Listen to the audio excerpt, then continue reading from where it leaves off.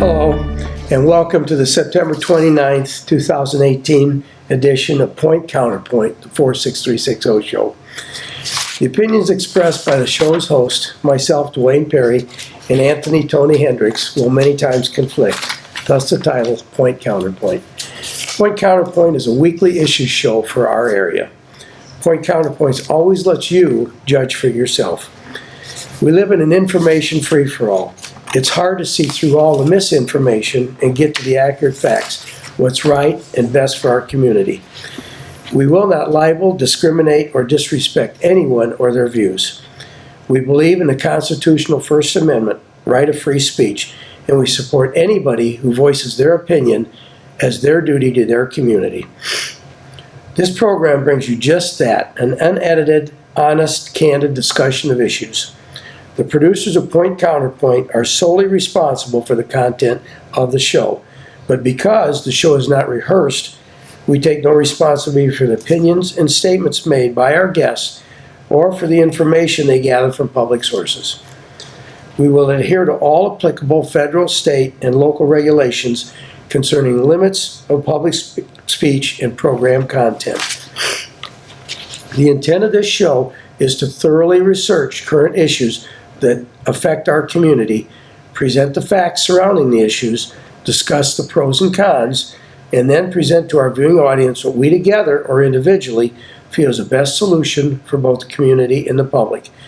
Point Counterpoint 46360 show is a property of its producers, Dwayne Perry and Anthony Tony Hendricks, and may not be rebroadcast without the written permission of the producers. The producers take no responsibility for the opinions of others, posting of comments in chat rooms, blogs, video logs, forum posts, or other media. We welcome and encourage ideas and suggestions for the show. We can be reached at 46360show at excite.com. That's excite, EXCITE.com. Our shows will air on Comcast Cable Access and will be rebroadcast by us on YouTube under the label Point Counterpoint 46360 show. Again, welcome to the September 29th edition of Point Counterpoint 46360 show, brought to you by Dwayne Perry and Anthony Tony Hendricks. We hope you enjoy the topics, the discussion, and the show. Well, what do we have on our agenda for today, Tony? Well, this is show number 4 of our 5 season show, right? So it's just show number 5 will be a wrap-up. But today we want the U.S. Supreme Court overruling Indiana Supreme Court on law enforcement access to phone records. Another Supreme Court ruling, which seems we're on a kick every once a week. There's a topic on it. Michigan City financing spending, $16 million for energy upgrades. The News Dispatch article, 53% of Michigan City residents struggling financially. I thought I just had that. It says 55%. Must be a typo. We have a typo. City Hall salaries per the Michigan City 2019 budget. And a couple other topics we want to discuss are... oh, that's very interesting. Okay. Wow, that's a conundrum. This must be the Times.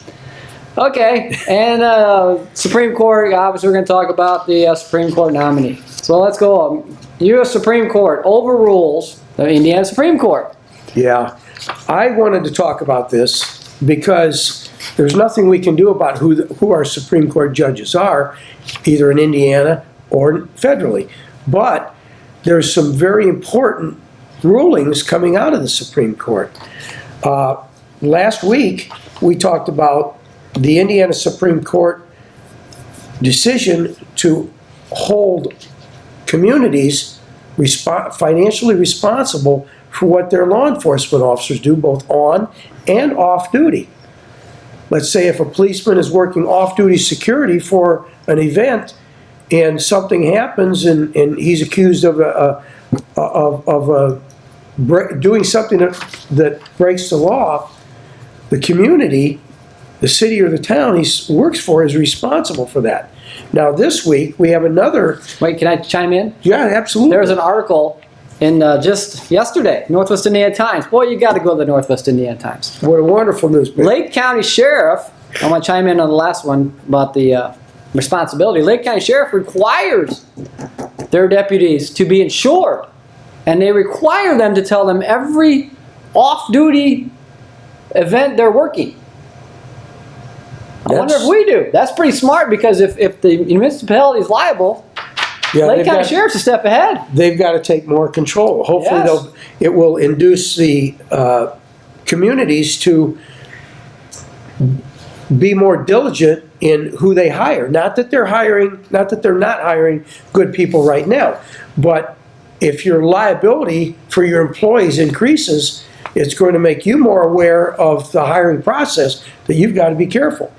Okay, go ahead. And what that translates into today, there's another ruling I want to talk about, and this I think is every bit as big as the one I just previously mentioned, where for a long time the Indiana Supreme Court allowed law enforcement to obtain records of suspected criminals and probably terrorists, anybody that's breaking the law of any form, to obtain those records without a search warrant. Let's just say, for example, a 7-Eleven gets robbed. We have a 7-Eleven here in Michigan City, gets robbed, and the police believe that I'm the guy, but they don't have anything to tie me to that. They don't have an eyewitness or a surveillance camera.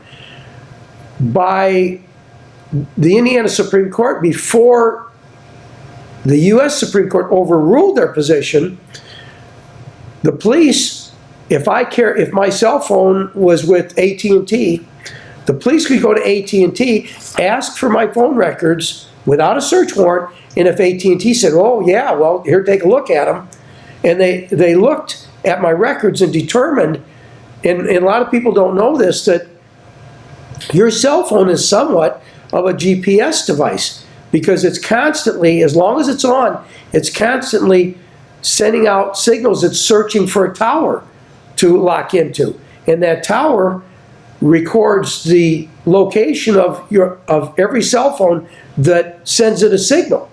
So if they can obtain the records of my cell phone, and through its searching for towers determines that my cell phone was in that 7-Eleven at the time of the robbery, boom, I'm done, they arrest me. Now, the U.S. Supreme Court said that that's an invasion of privacy. But I'm going to go back to statements that I made many programs ago when we were talking about the tendency of many liberal thinking governments, municipal governments, Chicago and Michigan City, that say, we are from this point forward a welcoming community. And my response to that was, I don't agree with that. That's wrong, because we're very obsessed, and rightfully so, with freedom, liberty, freedom, independence, that we are sacrificing the security of our country to maintain those concepts. In my opinion, the United States is in a fight for its very survival in the world today with the countries that would like to exterminate us, the terrorist countries of the world that are against us.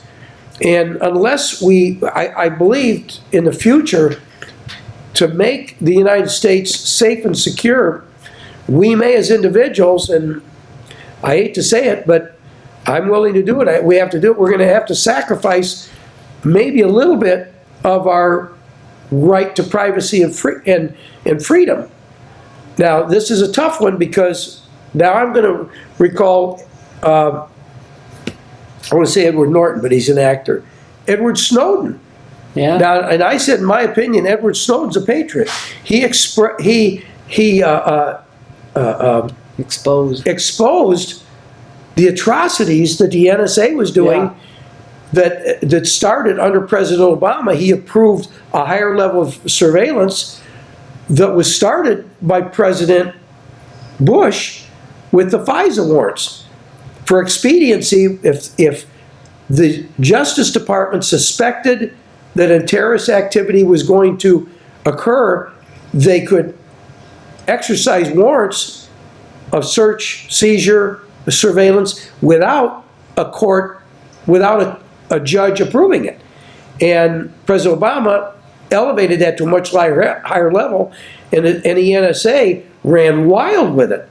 Every one of us were being surveilled. You didn't know it unless you did something that the government disagreed with. You took a political stance or whatever. But every one of us were being surveilled. And we're going to have to sacrifice, if we want to be safe and sound in our country, in my opinion, just a few of our great freedoms. With that, I've talked too much. Go ahead, Tony. Well, I want to dovetail because, and this is where we do point counterpoint, that's what the Supreme Court was looking at, that they could go and ask for phone records without a court order. So if somebody was a political enemy, which we've seen, and we've got a big Russian investigation going on right now. If you're a political enemy, you could start taking down where people are and who they are and who they're hanging out with, and start abusing them and doing things you shouldn't do with that information. And that's what NSA, they were collecting everything. And then they were filtering out the things they weren't supposed to have. Yeah. But they were collecting everything. And they weren't telling you all they were collecting. So they go to the FISA court and they'd ask for a time frame or something, and they'd collect all the cell phone data and they'd start sifting through it. Now, who knows what they were doing with it? And I don't think anyone would believe they're doing it anyways, but we know how this goes. When you get to dictators, they come after you any way they can. They start phone records, phone locations. That's like putting a GPS on your car or something and not telling you. That's what the court's kind of saying. You can't do that. You can't just go and we're going to check your phone, because even when your GPS is off, that's what the court said, even when the GPS is off your phone, like Dwayne said, it's still tracking you through tower to tower to tower. So it knows about where you're at, because there's lots of towers. And if somebody has the ability, without a court order and warrant, just to start tracking you, suppose they don't like you, it could be very dangerous. Absolutely. And that's why I agree. I don't think we should lose any of our freedoms. Now, we're going to have to lose part of our freedom in our security, but that's the balance. Do you lose a little freedom for more security, or do you lose security for more freedom? Because if you got a complete freedom and no one can track anything, you're going to be a little less secure. And that's where governments have always come down. Which side of that have you come down? We know what happens. You look at history. If you start trading freedoms for security, you always lose your freedom in the end. So, I mean, at some point it just falls off, and everyone wants to feel secure, and you have no freedom left. These are very difficult times, that so many actions that are taken nationally by the government and statewide and some locally are double-edged swords. You've Yes. got an upside and a downside to everything, and you've got to weigh. There's usually a bit of a downside to everything, and you've got to weigh that and make sure. And before you do it, make sure that the upside far, far, far outweighs the downside. That the benefit far outweighs the negative aspect of it, the liability or whatever. Yeah, and what we're saying, and what the court's saying, you have to go to a judge first. And the way you have technology today, the court didn't say you had to physically go to court. I mean, they could call the judge and say, hey, here's the stuff. Yeah. Here's the email, here's the text, this is what's going on. Can we take his cell phone data? That's all they're asking. They're just saying you can't, the court, the police or the jurisdiction, the federal agency can't just say, AT&T, I need to know where this guy is. Yeah, no. We've got to have some transparency here. Anyways, before we leave that, another Indiana Supreme Court, since we're going to have a wrap-up show next week, rules in favor of the railroads. And fines. And fines. So Indiana had a 150-year-old state law that allowed local governments to fine railroads when a stop train blocked street for more than 10 minutes. And Allen County had 23 citations. So they went to court. And the Supreme Court said, no, there's a 1995 Interstate Commerce Commission Termination Act that prohibits states from enacting a law or rule that manages or governs rail transportation. So the Federal Rail Authority is very powerful. And a lot of people are upset about this, and I don't want to bring this up because if a train blocks Franklin Street, if a train blocks the double track on 11th for more than 10 minutes, what can we do about it? Nothing. If a 100-car freight train is blocking 11th Street and we can't get across the street because we only got 3 crossings left, and there's an emergency, we have no power. Now think about that. 16 streets will be closed. And it's one thing if you're talking about a commuter train that's maximum 8 cars long, which is about 800 feet, as I recall, because the NICD in the double track through Michigan City, they want to build an 8-car long platform, elevated platform at 11th and Franklin, which will block off every street all the way down to Lafayette. Lafayette will be the first open street. Spring, Pine Street, which is what, 4 lanes plus wide. And Spring, Pine, whatever's next to that. But even a commuter is going to be. Yeah, but we're going to have freight running on those same tracks. And I've several times, and when I'm sitting there waiting on a freight train, I got to have something to do. I count the cars. Many times I've been stopped by freight trains of 60, 70 cars. So there's a new ruling. Indiana can't do anything about it. If they stop more than 10 minutes, too bad. Let's move on. Move on. Where are we at here? Yeah, last week, Tony put an item on the agenda about the energy upgrades that the council has approved a resolution for. And Tony and I have been individually, we both got a lot on our plate right now. And so when we sat here and did the show, Tony handed me this and I looked at it, and it was the first time I'd seen it.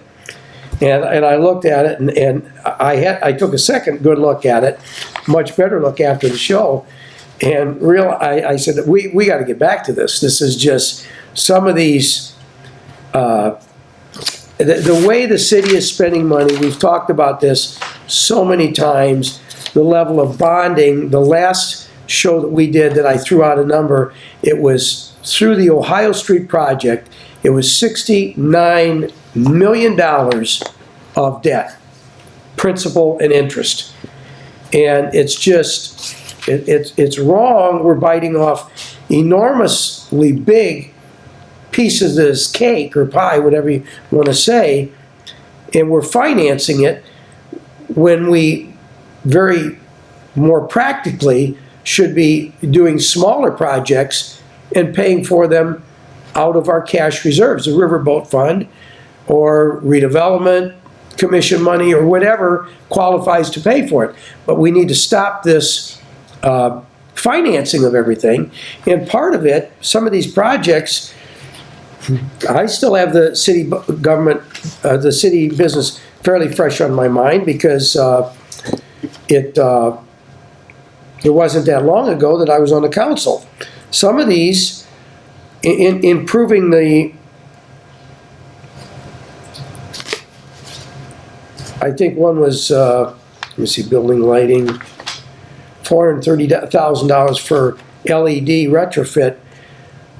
I've had people tell me that they're disappointed with LED. It's not as wonderful as they think it is. Plus, I think my big concern about a lot of these are that they say that this is going to be cost savings, and according to this was a Northwest Indiana Times article, that Council President Don Przybylski said that the city will recoup all of the money spent through energy consumption and operating costs over the next 20 years. Now, that's quite a claim, and the company that the city has dealt with, this Energy Systems Group LLC out of Southern Indiana, they're guaranteeing this.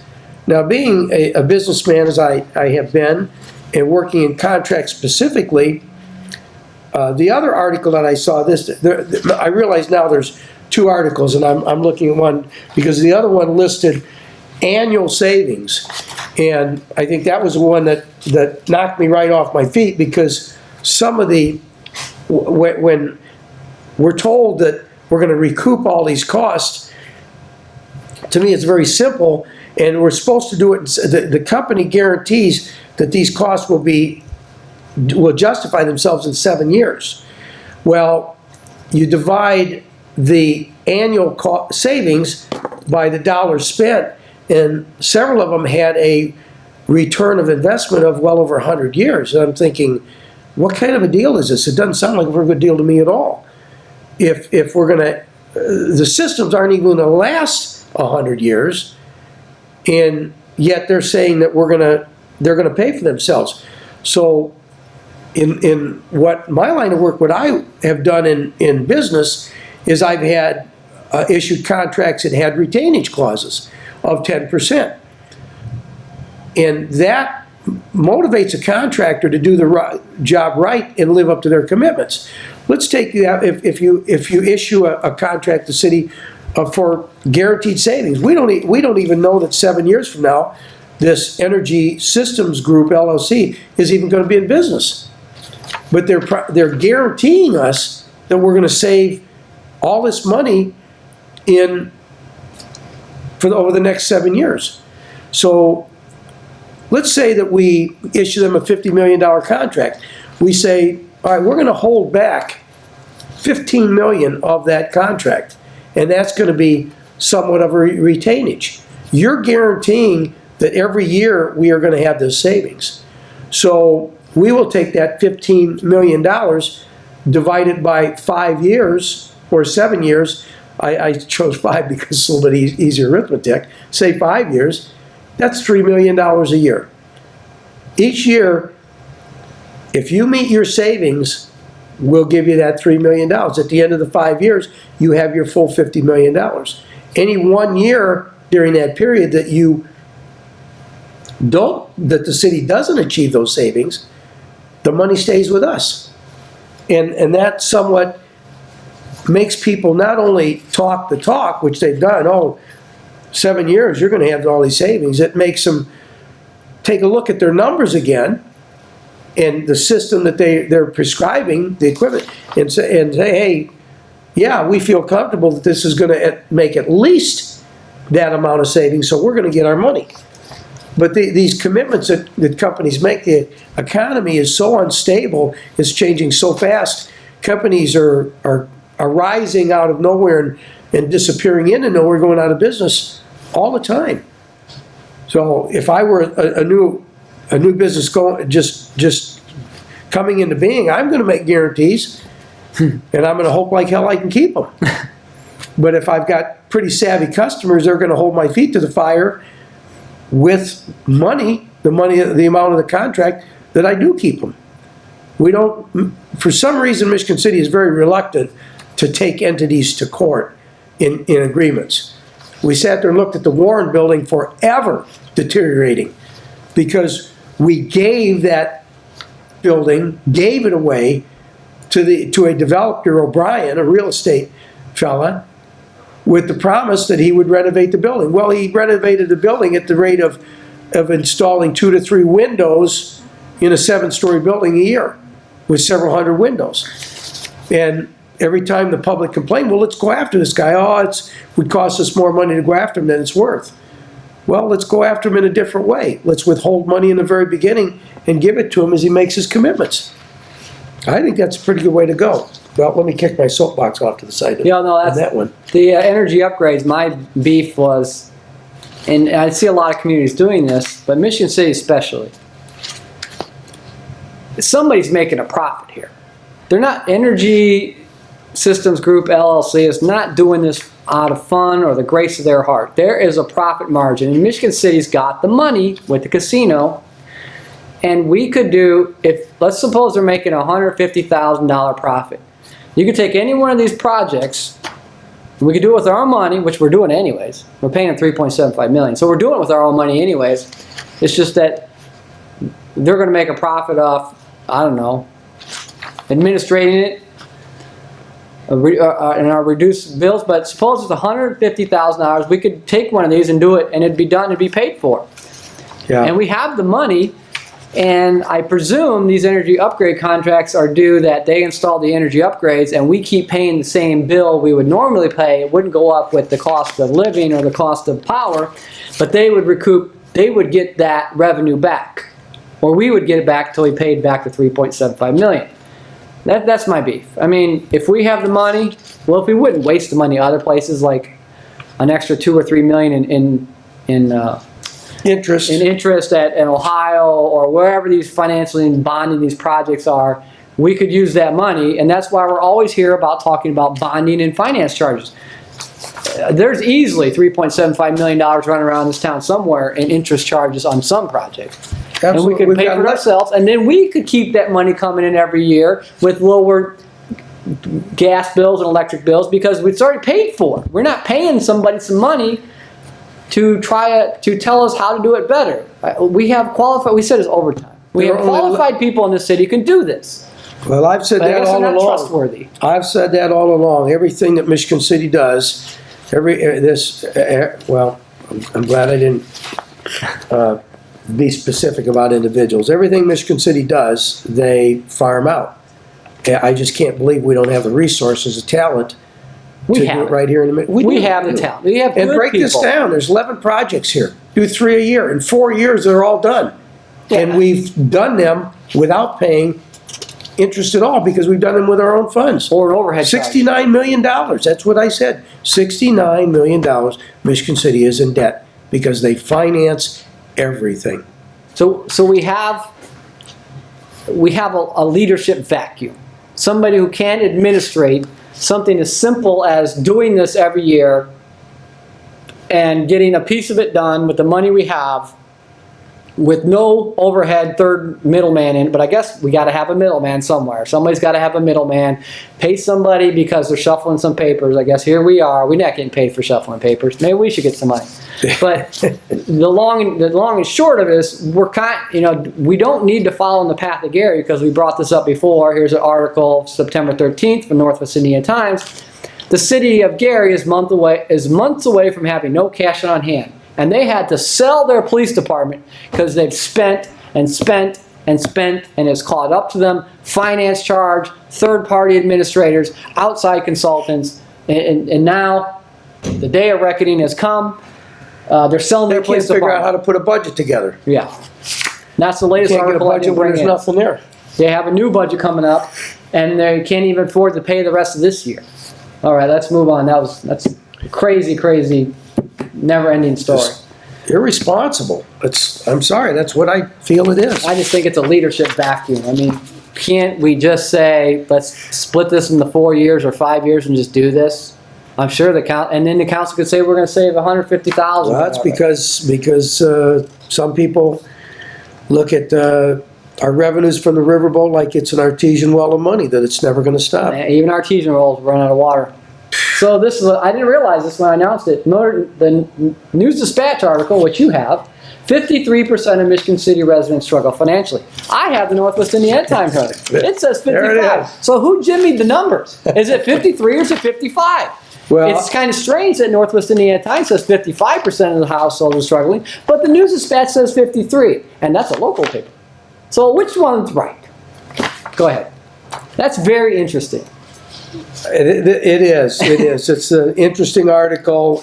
When you read through it, the study was done by the United Way, which they studied a group that they called it the Alice Report, and Alice, they're saying, is the group of people that they looked at: asset limited, income constrained, employed. So they're looking at people that are working, they have jobs, and these jobs, they're saying, consist of everyday jobs that are necessary to the functioning of the city. Wait, correct it. Let's correct the record. I see it now. Let's go over the numbers. They're all about numbers, right? Here are the numbers. Kingsford Heights, 61% income poverty households in Kingsford Heights, 61%. City of LaPorte, 55%. Michigan City and Union Township at 53%. Michigan Township at 50%. So that's where the News Dispatch got its headline. Michigan City, 53%. Yep. That's correct the record. That's where they pulled it. So News Dispatch is Michigan City only, and they said Michigan City, they did take the higher number, 53%, because Michigan Township, well, that's very interesting. Michigan Township's at 50%, So Michigan City entire is at 53%. So there must be worst case scenario in Cool Spring Township and Springfield Township within Michigan City limits, because the number jumps when you get outside of Michigan Township. And Michigan Township's only in Michigan City. Yep. So And this group that they're looking at, it's not just people that are working at fast food and retail stores and stuff like that. They're looking at people that are deal in housing, food, childcare, transportation, healthcare. It's people that have jobs that are essential to the community. And what that tells me is that the whole economic balance in the community is not there. We have people that are someone that's doing daycare, that's providing daycare in Michigan City, because of the market, is not able to make as much money as the same person that's doing daycare in Carmel, Indiana, or South Bend or Elkhart. Our whole wage structure and income structure is depressed here. That we've talked about issues from time to time regularly that show this. A few weeks ago, I was looking through my records when I was looking at this article. A few weeks ago, we talked about the housing situation in Michigan City. That Michigan City is a rental community. 45% of the population of Michigan City rent. 55% own homes, but a very small percentage of the people that own homes occupy their homes. A lot of people own a house and they rent it out. Whereas the suburbs that make up Michigan City, statistically, over 90% of the homes in Long Beach, Potawatomi Park, and Trail Creek are owner occupied. That says a lot. And when I talked about that, I said, I have nothing against renters. When I first started out, I rented. And then I got to a point when I made better money that I could look at things and I could afford to buy. Very few people in Michigan City right now can afford to buy. So our rental market just keeps growing and growing and growing, and that's not really a sign of community economic health. Nope. This has to change. As we said, we are a tourist community, and these numbers show you that that's not the wisest direction to go. No, if you do a study on any tourist area around the world, it could be Puerto Rico, Jamaica, France, anywhere, you will find that the area immediately close to all of the attractions that draw the tourists is well off. It's stable, it's financially healthy, but all of the people that service that tourist industry have to live in the surrounding areas that are lower income. Housing values property values are much lower. Safety isn't what it should be. Community, public safety. And that's what we're going to see in Michigan City if we continue to travel this path. And I appreciate this article from the United Way, and they want to be there for the community. They closed the article by saying that the United Way will partner with agencies to continue to find work and try to fix this. Well, I guess they could fix it if they hired everybody, gave everybody a living wage job with benefits, but they can't do that. They're going to help the neediest people with Band-Aids, with food, other things that they can keep on surviving. But to allow these people to move forward and make some progress toward a quality life, or the financial security, as it says in this article, this 53% of the people are talking about are people that live one emergency expense. $1,500 on your automobile, because your tire brake system goes out, or something really bad goes bad, a computer, and you know how expensive these vehicles are today. One major expense, and they can't afford to pay their daily, week survival bills, their utility, their food, their telephone, buy gasoline for their car, buy insurance for their vehicle, which is an Indiana requirement. Well, it's a requirement everywhere. I think they have insurance to have a driver's license. So this is really bad, and yet we keep ignoring it and say, "Oh, we're moving forward because we have more stores opening up in the Uptown Arts District." After 2 years, we got a Sonic. I drove by Come on, let's get back to reality. Let's start spending some money to help the people of Michigan City. In the last 7 years, this administration has not brought in one $20 an hour job. As there may be a $20 an hour job that's been offered with an existing large business in this town. I'm sure Solaire has hired some people for over $20 an hour, but not one light commercial industry that needs 100 people at $20 an hour jobs. Not one. Let's get down to basics and start taking care of our people, taking care of our own people before. I don't know how it can get much worse, Tony. What's good for Michigan City should be good for Michigan City. I don't like the comments all the time that what's good for LaPorte County is good for Michigan City. What's good for Indiana is good for Michigan City. What's good for Hammond is good for Michigan City. What's good for the Northwest, the Midwest is good for Michigan City. What's good for the United States is good. And what's good for the world, no. What's good for Michigan City is good for Michigan City. I hate to be that isolationist, but that's where we need to be. So we only got, run through the show here pretty quick. We got to get to City Hall salaries. Oh, okay. 2019 budget. Yeah. Oh, this is a good one. You're right. We got to get to that one.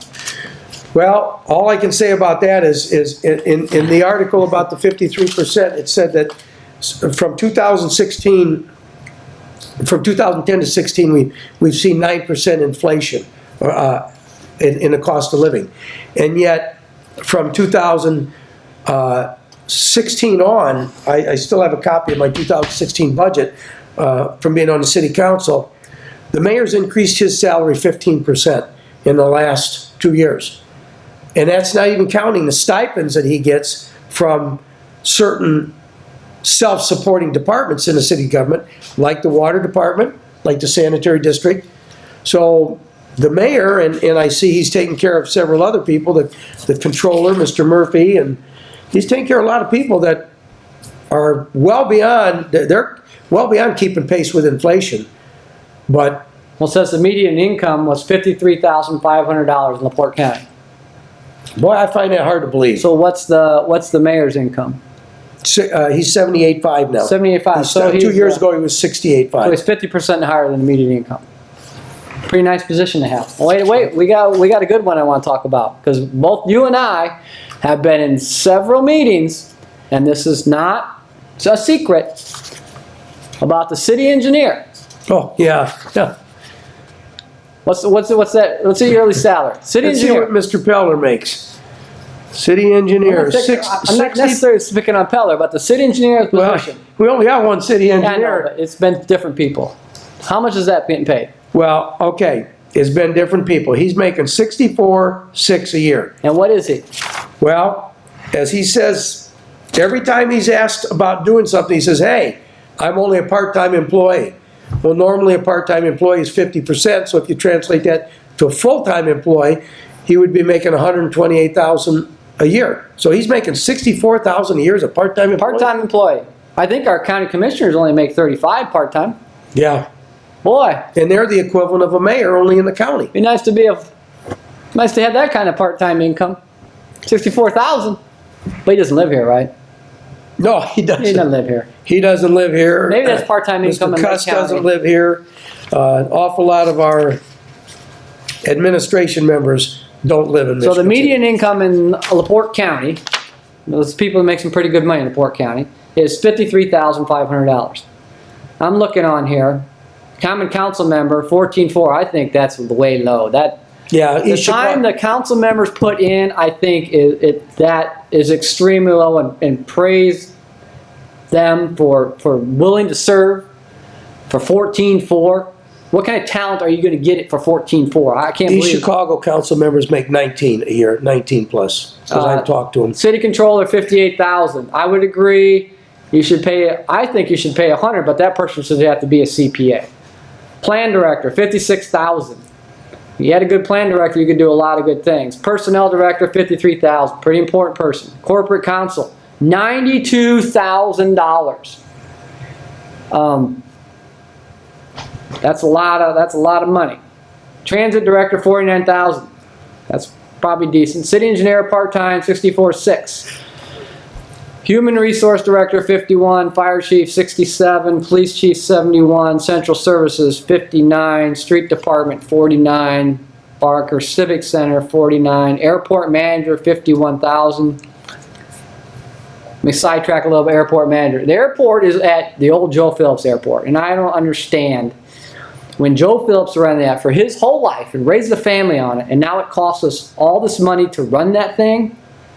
This guy ran it, made a profit, and raised a family. Now it costs us money. I don't get that. That doesn't make a bit of sense to me. Cemetery superintendent. Here, the city event recreation coordinator. That's been a bone of contention, hasn't it? Yeah. $51,000. And we've gone through two of them. I can't even remember who is that. What? I don't know who it is now. Well, we've gone through two of them. I don't know who it is currently. I don't either. So, I mean... And neither one that was hired were Michigan City residents. Wait, so I was looking at that to see... Nobody on here... Oh yeah, human rights coordinator, street department director, senior center service. So maybe 4 of these people, 3 or 4 of these people are under or at the Michigan City, at the LaPorte County median income. Every one of them has got a nice little salary.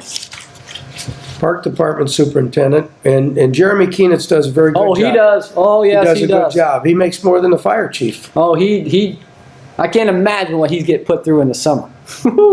Well, the fire chief's income was... And he's got a zoo to run. Yeah, oh yeah. Whoa. Well, the fire chief's income was supplemented by his lawsuit against the city. Mr. Novak? He had a lawsuit against the city. Yep. All right, so recent, you got to go to the Supreme Court. I think it's and I don't want to deter from any of the issues there, but and both parties do this. I had to put that. It's a witch hunt on both parties. They both do this to each other. We see it on the national level. I think America is really sick and tired of the gamesmanship we're playing in both parties on a national level. They both do it. I mean, I talked to somebody, and I used the word bork, and they looked at me like, "What are you talking about?" You know, remember when we borked that candidate back in the 80s? Bork? That became a known term, that you bork them. That was like early 80s under the Reagan term. And then we went through, this was Clarence Thomas, and we're just talking Supreme Court. But both parties do this. I mean, I remember a few years ago they said they couldn't get any Obama candidates through the judicial. So the Senate changed the rules, and I think I almost want to say they called it the Biden Amendment or something. They said, okay, we only need 51%, and we're going to pass these nominees to the courts, the federal courts that Obama had through, because the Republicans are holding them up because they needed 60% or something. So they nuclear. They called it the nuclear option. They invoked the nuclear option for all those candidates for Obama. And now here they're sitting on the other side of the bench and they're doing the same thing. I mean, it's I wanted to talk about this because I pretty much feel this is an embarrassment to the United States. It is. The world is laughing at us. This is going to go down in the history books in a negative sense. I've watched a lot of it on TV. The infighting, the Republicans pushing this forward because they want to beat the midterm elections for fear that the Democrats are going to gain control of the Congress. And if the Democrats the Republicans are convinced that if the Democrats gain control, they'll be able to cut off the President Trump's investigation of the FISA warrants, and all the sealed indictments will go away. That the Republicans are afraid that the Democrats will kill all that, and so they're pushing this thing forward. And the Democrats are pushing due process. They're saying, no, we really need to have an FBI investigation. which is somewhat of a joke there. If you watched any of the Senate committee, the House committee meetings where the head of the FBI, Rosenbaum, is that Rosenbaum? Did I say that right? Rosenbaum. I don't know. The interim head of Rosenstein, the interim head of the Justice Department. They were questioned, and they've had so many months and a couple years to finish their investigation, and they keep dragging that out because many people feel that the reason they're doing that is because they may be a subject of one of the sealed indictments. So this thing just reeks of politics, and as people have said, oh, you know, we need to do this, and because this is Kavanaugh is a good man. I will speak honestly. If I were in the Congress, I would not vote to allow Kavanaugh to be a judge, and my vote would have nothing to do, zero to do with these alleged sexual activities. For one, he was a juvenile during that time. He was in high school. For another, I've listened to enough of the testimony and comments about the testimony that these allegations provide, several of them provide no detail when the event happened, where it happened specifically. They have no minimal contact information about the people. And I just think it's, you know, this is really slandering this man's life.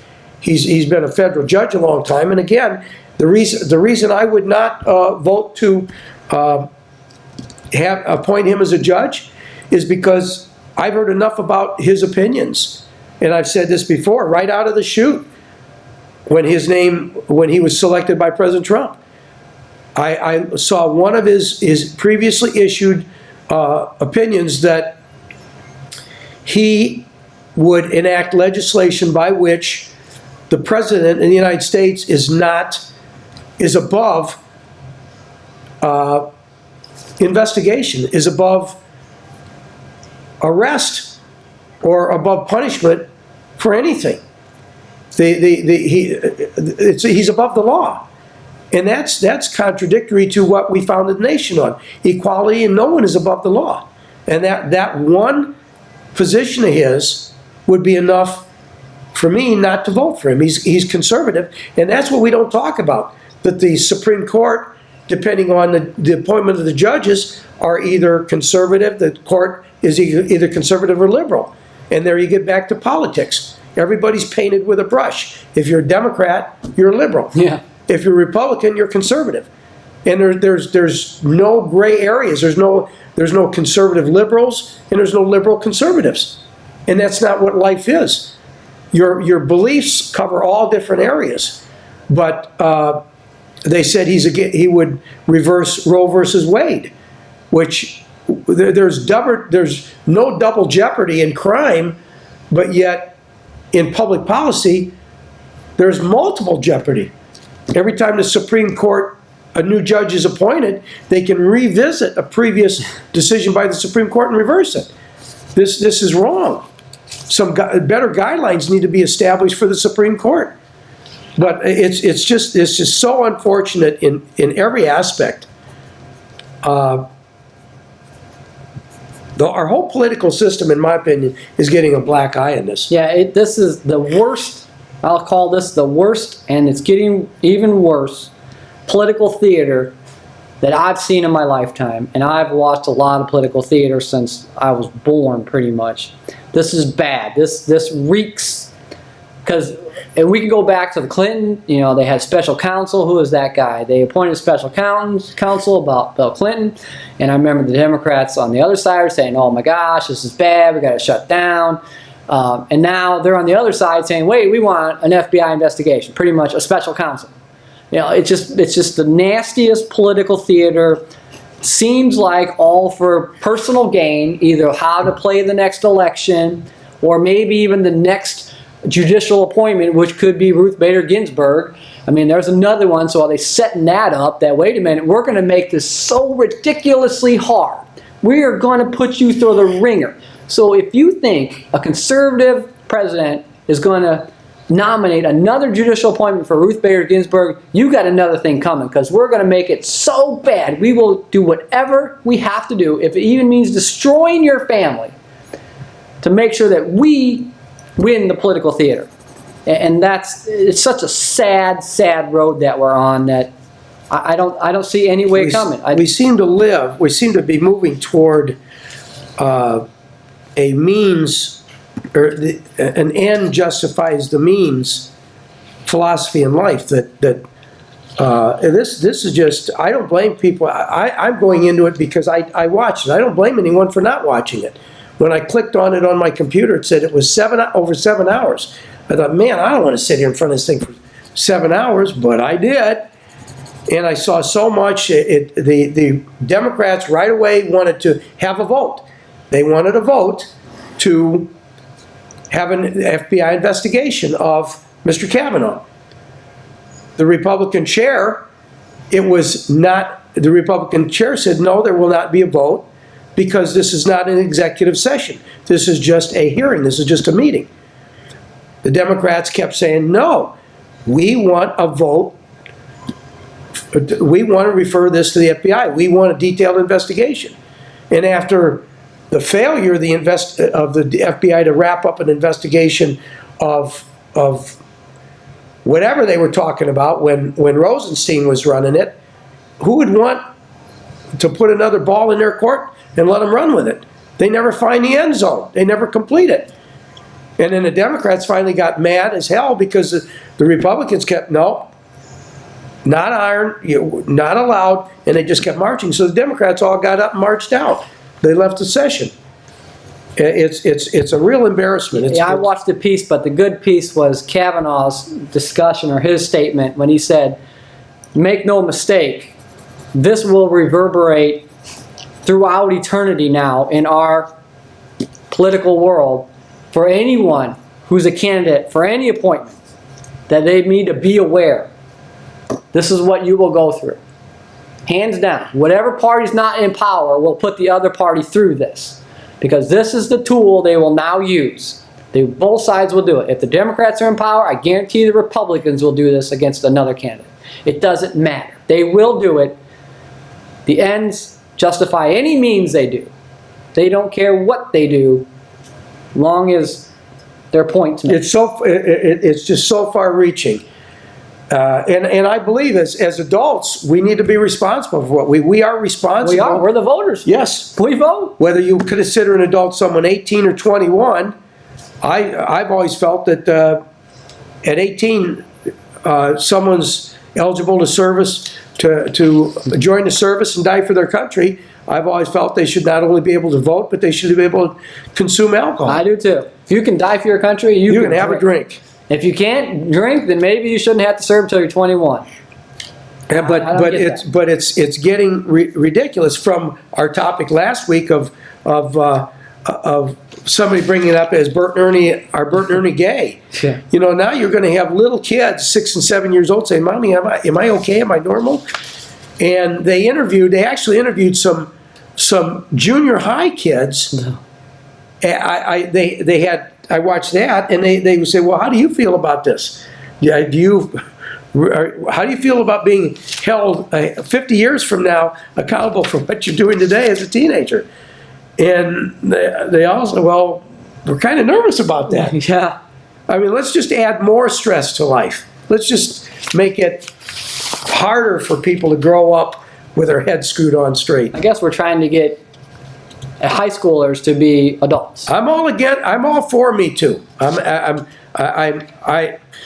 Seeing Bill Cosby get 3 to 10 made me feel good, because I've said it. Nobody's above the law, whether you're a star, an athletic star, a movie actor, or a priest in the Catholic Church. Nobody's above the law. I'm just upset that they're using the Me Too movement for political theater. I mean, well, yeah, it's sad. and it's become Devaluing. it's become a lynch mob. I was watching Channel 2 the other day, and they said that the top 3 executives of Columbia Broadcasting Company, CBS Channel 2, that's just Channel 2 in Chicago, but that network, have all resigned or been fired. And they said not because of accusations. It never even went through an investigation. They were accused, and it got so bad they either quit or were fired. And now we're approaching a period, that's why I called this a lynch mob, that you're not innocent until found guilty, you're innocent until accused. And then you're done in. And the political theater of creating the lynch mob to get your way, it's beyond the pale. And that's kind of what we did a couple shows ago. We went, like, where is this all going? Again, where does this go? We know where this is going. No matter which party is the underdog here, they're going to pull out the lynch mob and go after people, no matter what it means. It's a sad state of the direction of our country. We need good leaders. We really need good leaders at all levels. And that's going to open the door. That opens the door to me. I want to make a comment, not on our agenda, but in the process of researching some things on the internet. Andy's told me you got 2 minutes. 2 minutes, so I better talk fast. I came across an article that was in a newspaper a long time ago about one of our mayors, Martin Krieger. Yeah. And I read that article, and when I was done, I was speechless. Not because I was emotionally affected, I was overwhelmed by the accomplishments of that man. He did more to make Michigan City what it is, what it was at its greatness, which I feel it's not right now, than any other mayor we've ever had. And maybe any other mayor combined. He was elected mayor 6 times. The last 2 as an independent. At 74 years old, he was elected mayor as an independent with a 2-party system state. Incredible. Yeah, I've got to say that in my opinion, I think there's not a man or woman alive or that lived in Michigan City that could fill Martin Krieger's shoes. And I include myself in that. And Tony, you know what a high opinion I have of my own abilities. So we only got a couple seconds. We want to talk about probably that in a future show, and maybe a quick guest commentary about the toll road. We have a wrap-up show next week. It's always been fun. See you next week. Hope you watched. Email us. Tell us what you think if you want us to talk about anything. Thanks, and we'll look forward to seeing you next week. Who used to say that? See you on the radio? That was a pretty good saying.